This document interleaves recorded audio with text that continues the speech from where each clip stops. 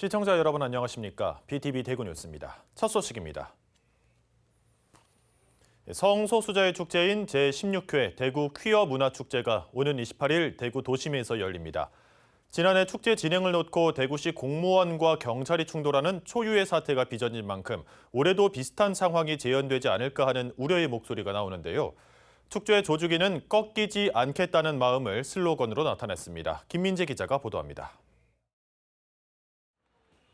지난해 6월 열렸던 대구 퀴어 문화축제 현장입니다. 대구시는 주최 측이 무대를 설치하려 하자 도로 점용 허가를 받지 않았다며 행정 대집행을 시도했습니다.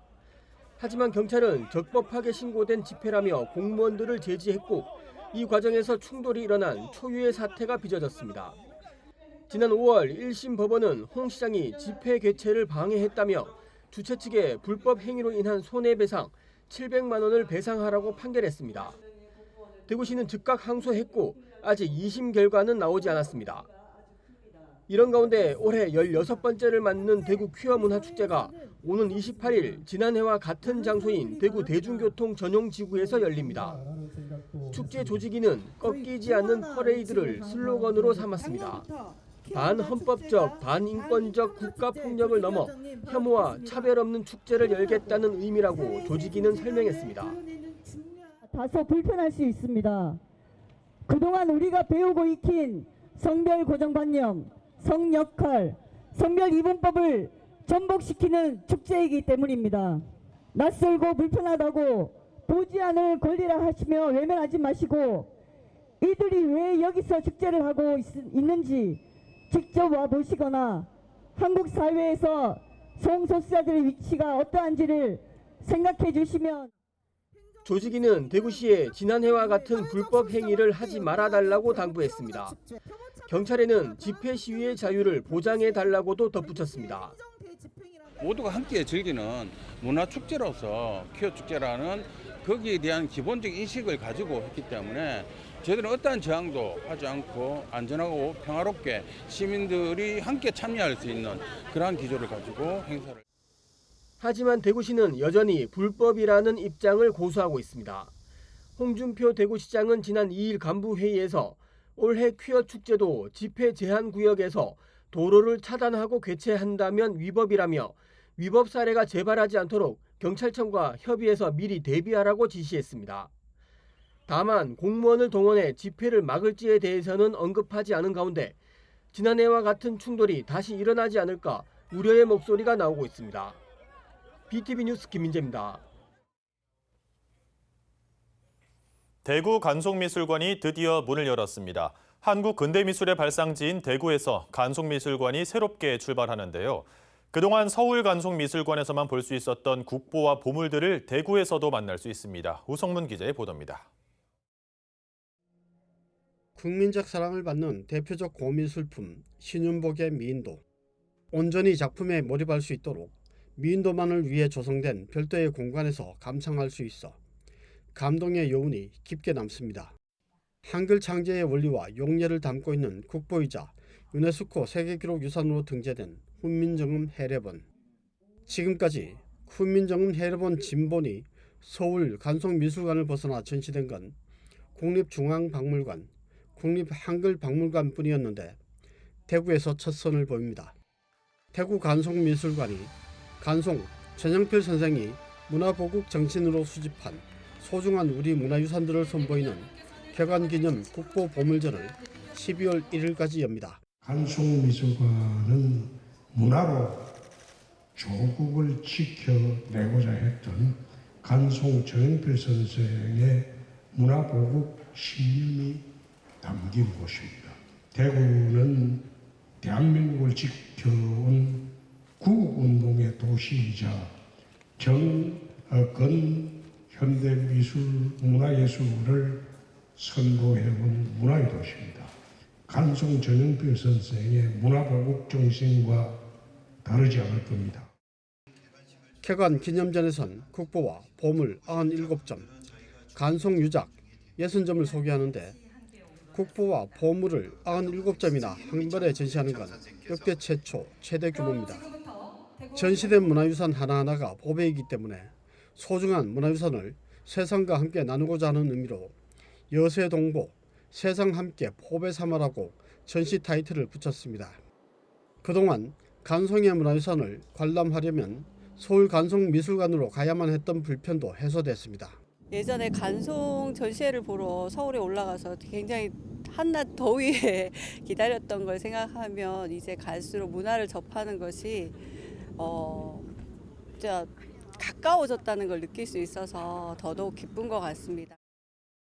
대구 간송미술관은 간송미술문화재단의 유일한 상설 전시 공간으로 간송미술관이 지난 50년 동안 다루었던 다양한 컨텐츠와 연구 주제를 토대로 다채로운 전시와 프로그램을 선보일 계획입니다. 미래 세대와 지금 세대를 아우르는 다양한 교육 문화 프로그램을 통해서 우리 문화의 우수성을 대구 시민과 함께 공유하고 또 향유하도록 하겠습니다. 단순한 고미술 그리고 문화유산의 전시관의 역할을 뛰어넘어서 대구시 문화예술의 발전과 이와 함께 바로 인접한 대구 미술관과의 시너지로 문화도시 대구의 위상을 한층 높일 것으로 기대됩니다.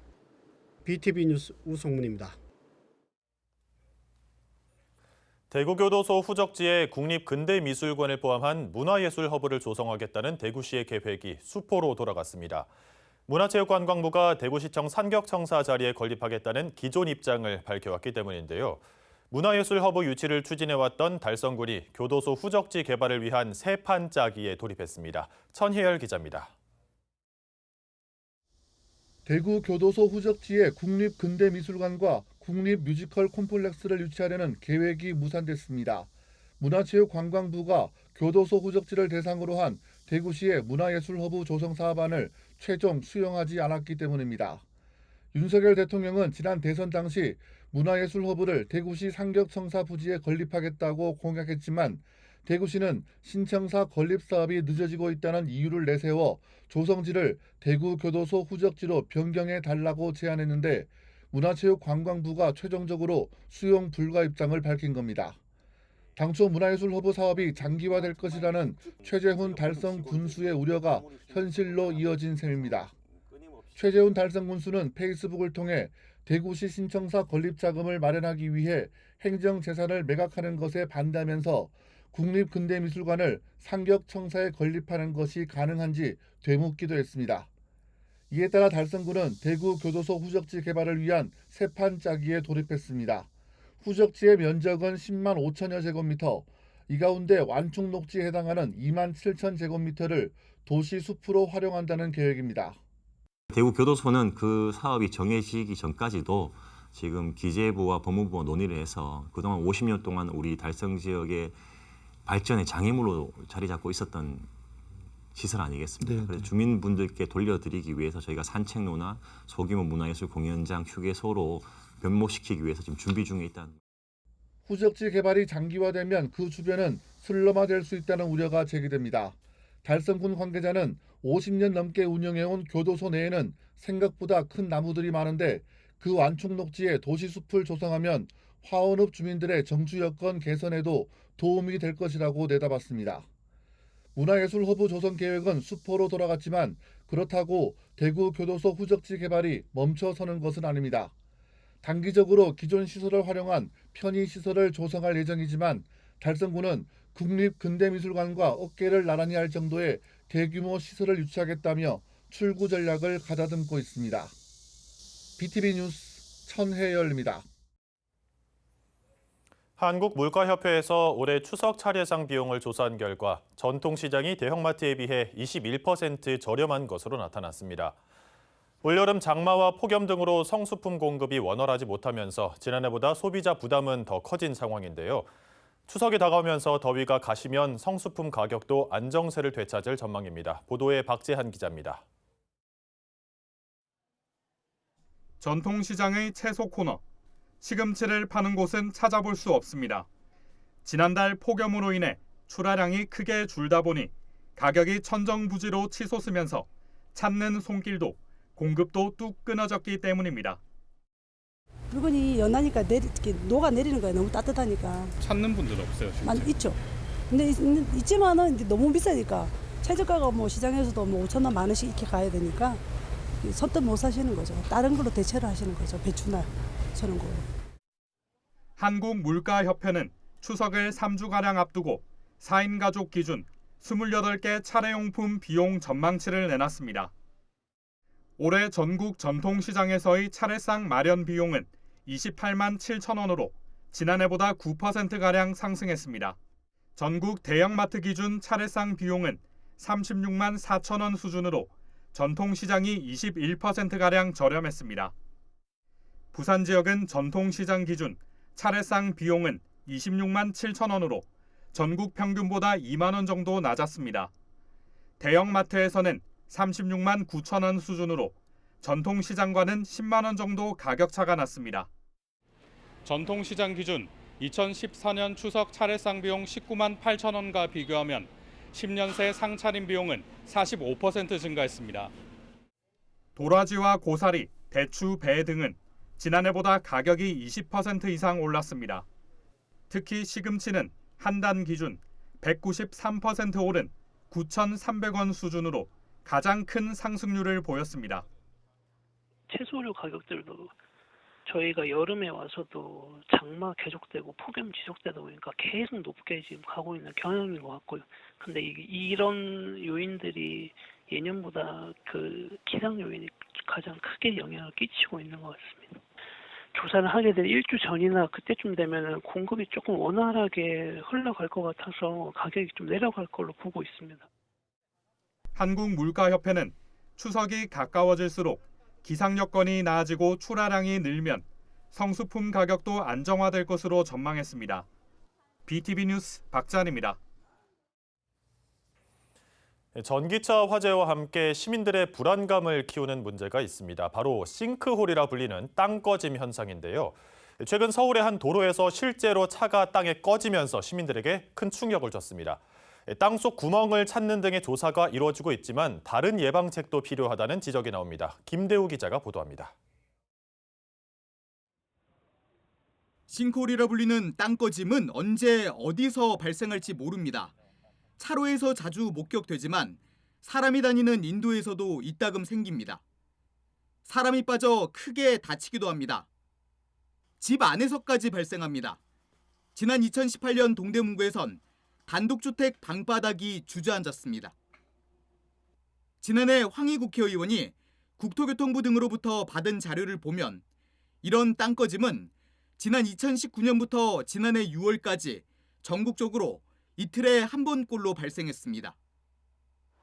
이렇게 자주 생기는 만큼 땅 꺼짐 현상에 대해서도 지진처럼 정해진 매뉴얼을 만들어야 한다는 주장이 나옵니다.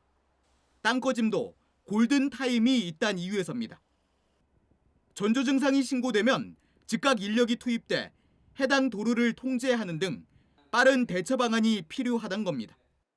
싱크홀 같은 안전상의 문제가 있을 때는 즉시 통제할 수 있는 권한이 구청에게 좀 부여가 될 필요가 있고요. 신고 이후로 그 통제 이전까지 잠깐의 안전상의 위험이 있잖아요. 저는 이 위험을 최소화하는 게 가장 중요하다고 봅니다. 이를 위해서 시간을 최대한 줄여서 신속하게 통제할 수 있는 이 좀 훈련 매뉴얼 같은 게 필요하다고 보고요. 땅속을 살필 수 있는 장비와 전문 인력을 자치구도 갖춰야 한다는 지적도 있습니다. GPR이라 불리는 지표 투과 레이더를 서울시 등 광역자치단체만 주로 갖추고 있고 대다수 자치구들은 그때그때 업체에 맡겨 공동 등을 탐사하고 있습니다. BTV 뉴스 김대우입니다. 대구에서 첫 대규모 전세 사기 피해가 발생한 지 1년 4개월 만에 대구시에도 전세 피해 지원센터가 생겼습니다. 센터에서는 법률과 금융 등 각 분야의 종합 상담뿐 아니라 각종 지원 정책 연계까지 한자리에서 도움받을 수 있습니다. 김민재 기자가 보도합니다. 대구 북구에 대규모 전세 사기 피해 사례가 드러난 건 지난해 5월입니다. 이후 달서구 죽전동과 남구 대명동 등지에서 전세 사기 피해가 잇따라 발생했습니다. 지난 5월 남구에 사는 한 전세 사기 피해자는 스스로 목숨을 끊기까지 했습니다. 지금까지 대구 지역 전세 사기 피해 누적 건수는 453건에 달합니다. 이들이 대구시에 줄곧 요구했던 대책 중 하나는 바로 전세 사기 상담센터입니다. 대구시 전체가 위험 지역이 아닌가 생각이 많이 듭니다. 대구광역시 관계자분들께 촉구합니다. 하루빨리 전세 사기 상담센터를 설립해서 피해자분들을 지원하여 시민의 일상을 더 이상 위험에 빠뜨리지 않도록 해주십시오. 전세 사기 피해자들이 줄곧 요구해왔던 전세 피해 지원센터가 드디어 대구시청 상급청사에 문을 열었습니다. 대구시에 전세 피해 지원센터가 생긴 건 대구의 첫 대규모 전세 사기 피해가 드러난 지난해 5월 이후 1년 4개월 만입니다.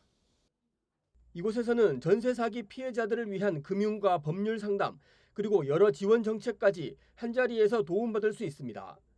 피해자들을 위해 대구시와 주택도시보증공사 등 전문 인력이 상주해 있습니다. 저희가 규모가 수도권 대비해서 피해 규모가 작다 보니까 저희는 TF로 충분히 이제 가동을 했지만 보다 직접적이고 빠른 서비스를 제공하기 위해서 이번에 저희 시에서 종합대책의 일환으로 이제 국토부에 건의해서 지원센터가 개소하게 됐습니다.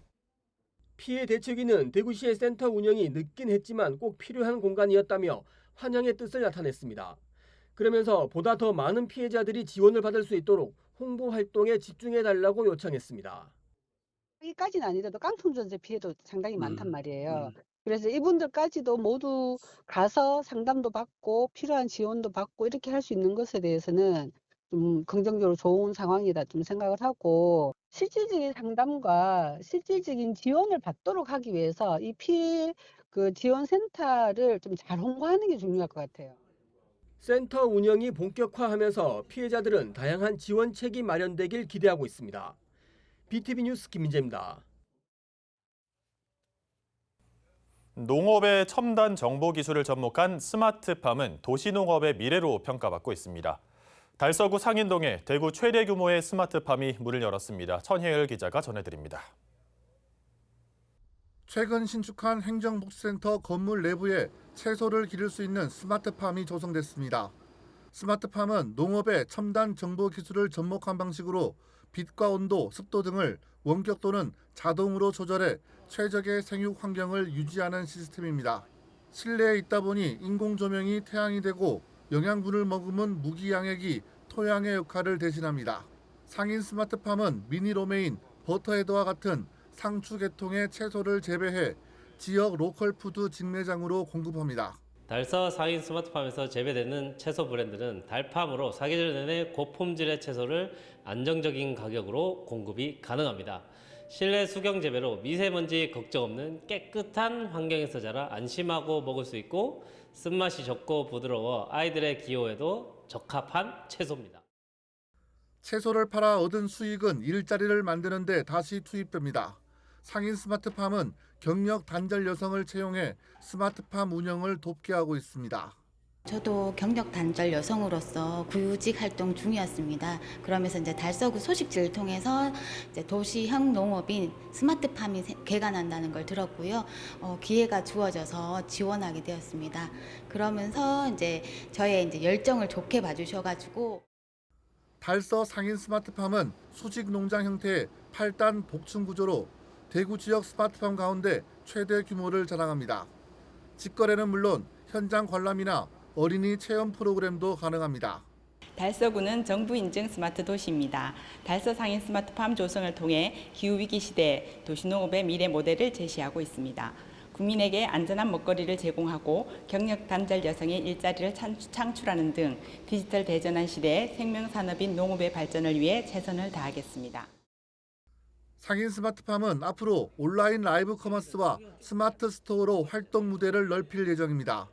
지역 주민은 물론 소비자들과 실시간으로 소통하며 달팜 특유의 신선함을 널리 알린다는 계획입니다. BTV 뉴스 천혜열입니다.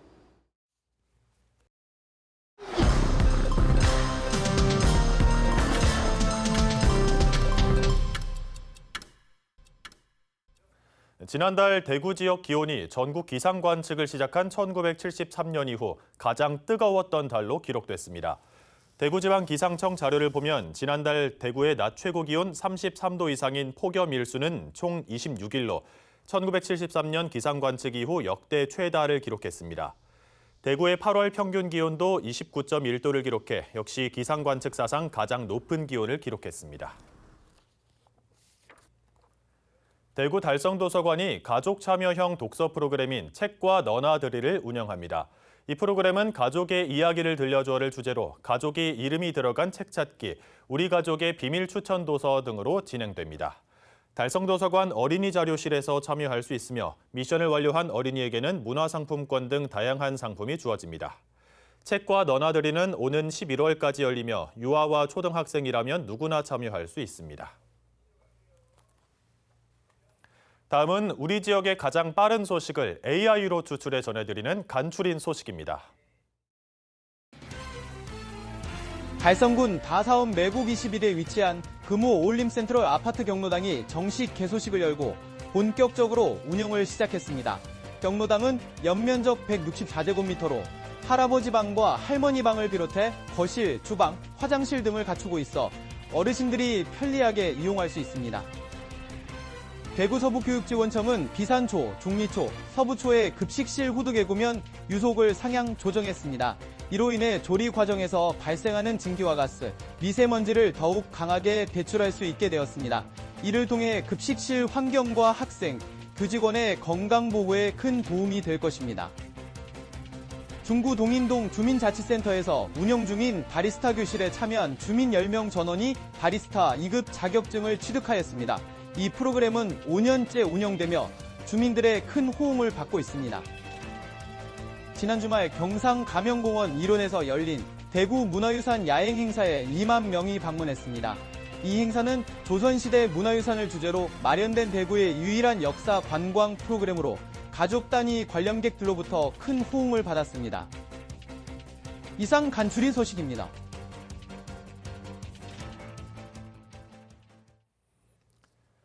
이제 더위는 한풀 꺾이고 아침 저녁으로는 선선한 날씨가 이어지고 있는데요. 하지만 역대 가장 더웠던 뜨거운 여름의 치솟은 밥상 물가는 아직 식지 않은 것 같습니다. 매년 더 뜨거운 여름이 찾아오고 있습니다. 기후 위기가 더 가까이 다가온 건데요. 우리가 할 수 있는 일을 더 찾아봐야겠습니다. 이상으로 뉴스 마칩니다. 저희는 시청자에게 힘이 되는 뉴스로 다시 찾아뵙겠습니다.